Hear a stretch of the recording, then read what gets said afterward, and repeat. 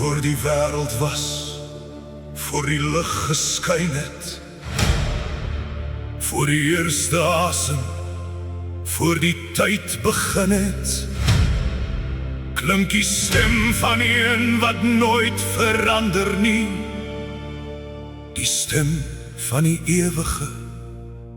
Luister, hoor hy sê: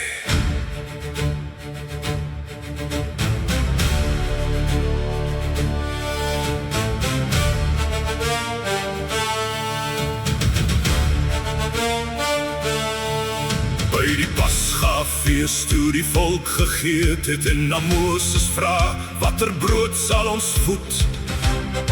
Staan hy op en spreek met die stem van die hemel, sy woorde val soos donder op die stof.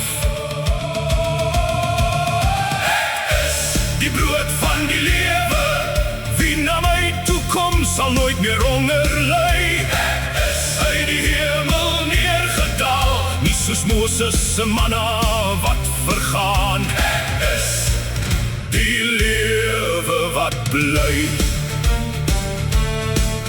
By die loofhuttefees brand die groot fakkels, die tempel skitter, lig in elke hoek. Maar hy staan op en roep oor die skare uit, met 'n stem wat selfs die duisternis verstaan.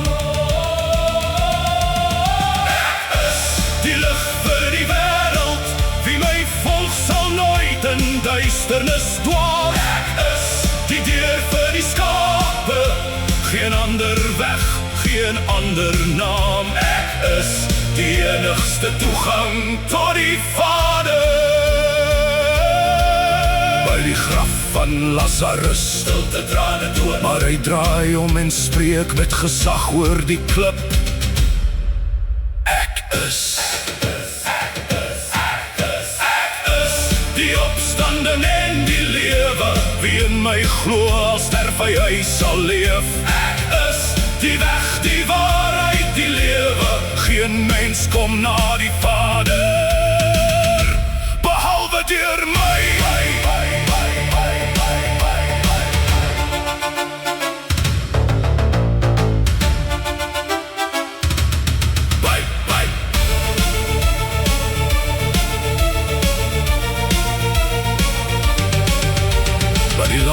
Maaltyd in die nag van verraad spreek hy saggies, maar met die krag van God self. Bly in my soos ek in die Vader bly, ek is die wingerdstok, julle is die lote.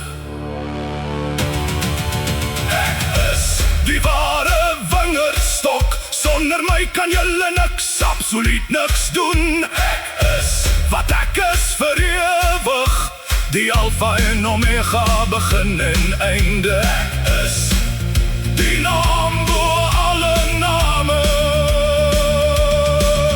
En die skare staan stil, of val in aanbidding neer, of gryp na klippe in hul woede en vrees.